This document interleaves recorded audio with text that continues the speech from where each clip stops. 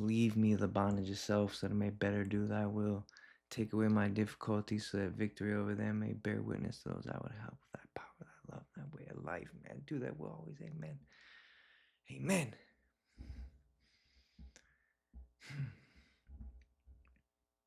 Welcome back to the Gandee Show. Today, we're going to be diving into a topic that I believe a lot of people struggle with. This is something that I really struggled with, and it's got a lot to do with my ego. We're going to talk about the difference between physical dependency and true addiction. A lot of people convince themselves that they're just dependent and not addicted. Okay? I know I did, or I tried to. The truth is that lie has taken a lot of people out before they even got the chance to accept help. Today we're going to talk about ego, denial, and how admitting defeat isn't weakness, it's liberation. Physical dependency is something that can happen to almost anybody. If you take a medication long enough, for example, pain pills, benzos, sleeping pills, even antidepressants, your body can adapt to it. So when you stop taking it, you go through withdrawal. That is dependency. Addiction is different. Addiction is when the substance starts driving your behavior. Addiction is when you chase the feeling. It's when you keep using even though it's destroying your life. Addiction is when you can't stop even when you want to. Addiction is when your mind becomes as dependent as your body. Dependency is a physical state. Addiction is a spiritual, emotional, it's a behavioral condition. And here's where it gets dangerous. People cling to dependency because it feels safer to admit or less shameful. Let your ego stay in control. I really struggle with this. And this is going to sound silly to some people, but I always felt like, the moment I stopped fighting, I was going to die. And when you really believe something, you hang on to it. It takes extraordinary circumstances to be able to change something that you believe. And my ego was just out of control. I remember really believing that there was no substance that could stop me from doing anything that I wanted to do. Here's another time where my ego was out of control. When I was 19, I had custody of my little brother. And I fully believed at that time that 1,000 men could show up at my doorstep and would not be able to harm my brother because they'd have to go through me. I fully believe that, and this is not a metaphor. I believed that I could literally incinerate 1,000 men with my gaze. I believe that 1,000 men could not show up at my doorstep and try to harm my brother and get through me to be able to do that. I also believe that I was doing a better job than I actually was. My mentality was, I wasn't open to any suggestions or any advice or really even any help. And there's so much deep psychological just mess involved with that whole thing, because no matter who you were, you couldn't come to me in that time and tell me a better way to do what I was already doing, because in my head, well, if the people who gave birth to us couldn't tell me how to do it better, or couldn't do it better themselves, how can somebody that I don't know or love come in and tell me that, hey, you could do this better? Really, I was a mess. I was a kid raising a kid. It was the blind leading the blind.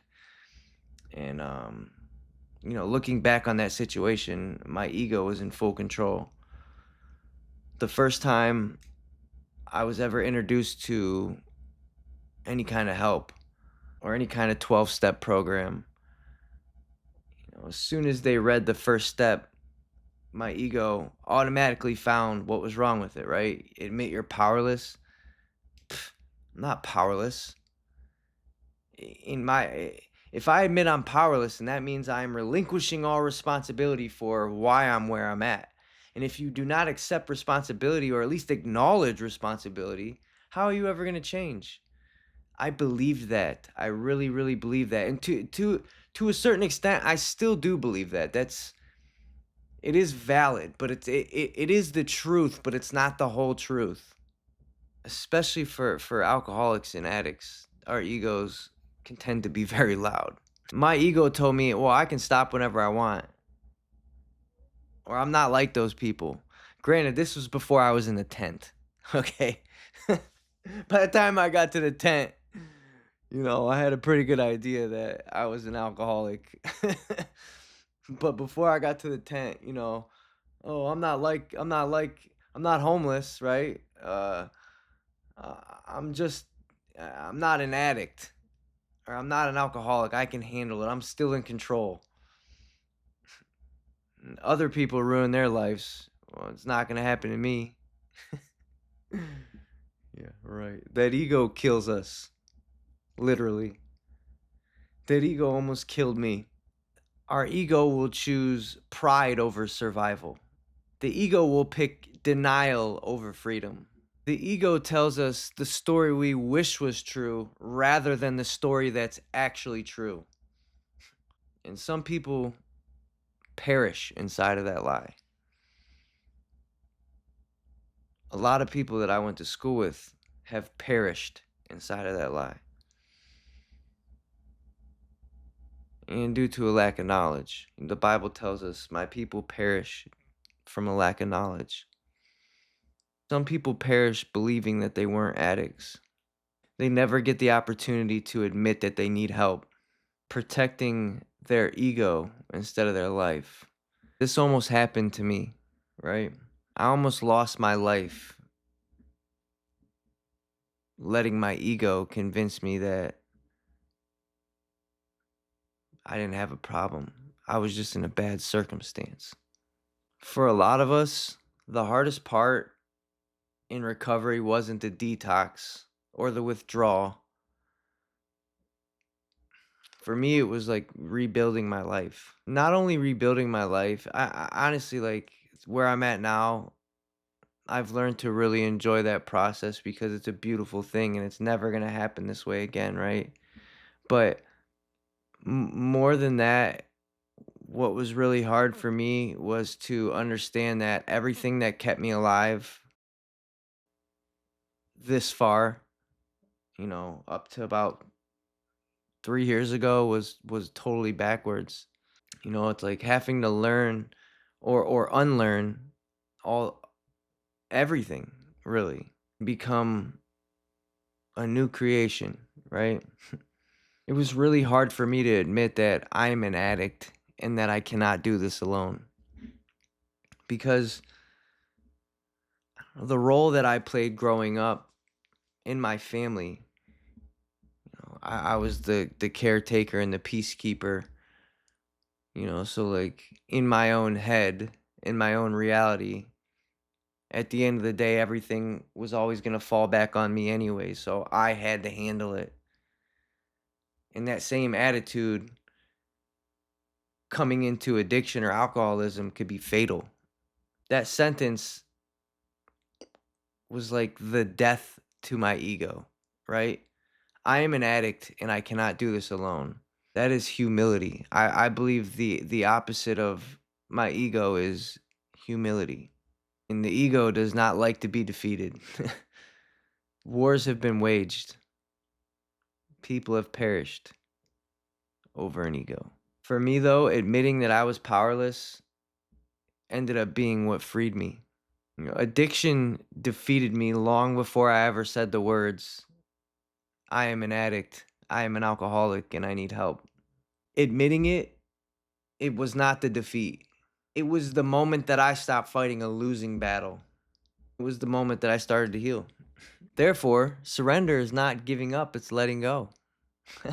I wish I could say, like, in that moment, the moment that I finally admitted, "Hey, I can't do this. I don't have it all figured out." I wish I could say that I was liberated in that moment. It was not like that for me. It took a lot of counseling and a lot of help from a lot of people that really wanted to see me succeed in life. Here's some honest questions that I had to face. And maybe, you know, I don't know where you're at, but maybe you need to face these questions as well. Do you use more than you're prescribed? Did you ever hide your use from people? Did you lie to others or yourself? Have you ever experienced cravings? Have you ever had consequences but you still kept using? Ever felt panic at the idea of running out? Does the substance feel like the solution? That is, man, let's park right there for a second. You know, because drugs and alcohol wasn't my problem. It was my solution. That is incredible. That is like drugs and alcohol was not my problem. It was my solution until it wasn't. If the answer is yes to more than a couple of the questions I just asked, you're not just physically dependent. The substance has a psychological hold on you, a spiritual chokehold, honestly. It is not something to be ashamed of, but it is something to be honest about. Some pretty amazing things transpired in my life after I admitted to myself and to others that I am an alcoholic. I am an addict. It was like a huge weight was lifted off my shoulders. Like I could finally stop fighting myself. That's exhausting. It takes a lot of energy to maintain an addiction. I was able to stop making excuses. I was able to stop pretending that I was okay. I was like the furthest thing from being okay. And I started to heal. And I'm still healing, right? It's probably going to be a lifelong process. But that doesn't mean that's not a bad thing. It's a part of life. It's a part of the process.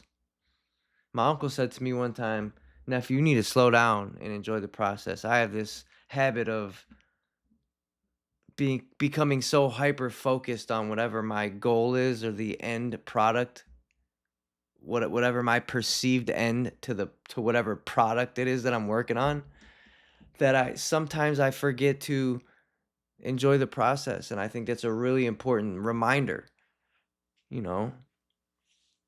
Slow down once in a while and just breathe. Look around. Nothing even exists except for right now. The past is gone. It does not exist anymore. And the future is not even real. It may or may not happen. A freaking asteroid could come through the roof of my house right now, and these are the last words I ever say. I'm enjoying myself right now, though.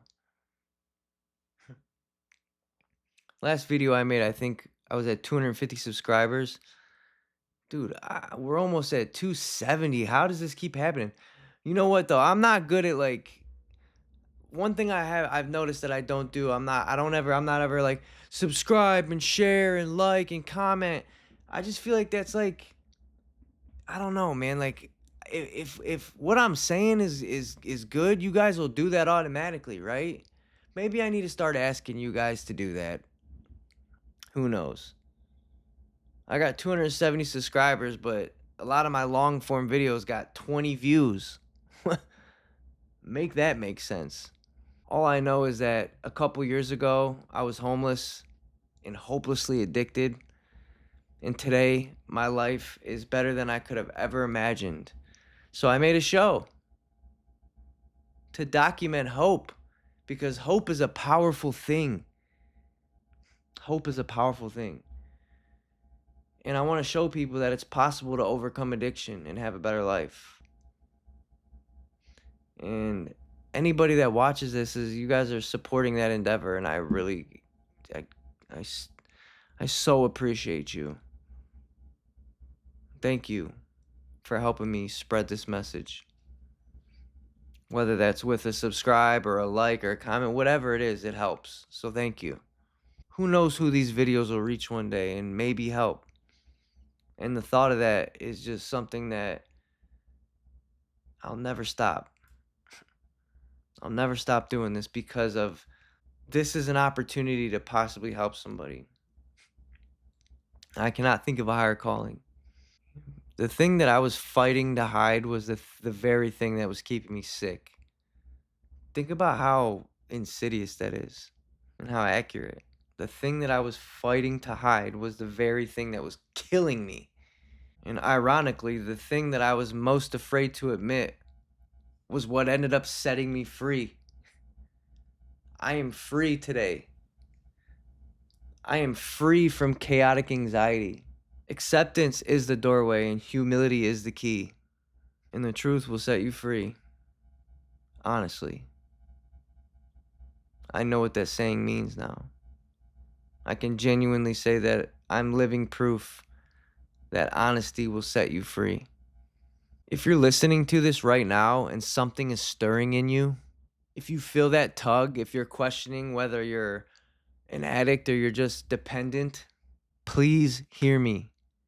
You do not have to do this alone. You do not have to fight this alone.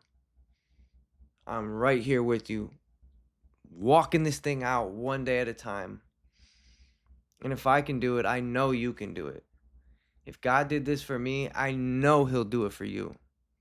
You do not have to keep lying to yourself. You do not have to prove something to an ego that does not care if you live or die.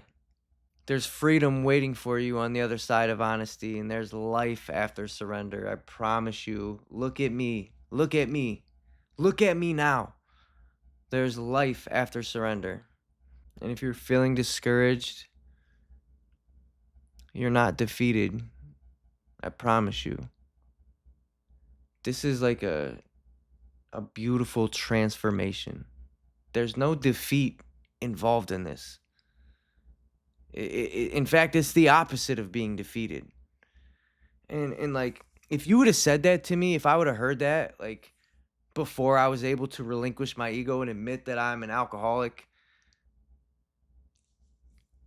I know how crazy that might sound to some of you. But I promise you that there is freedom on this side. Thank you for listening.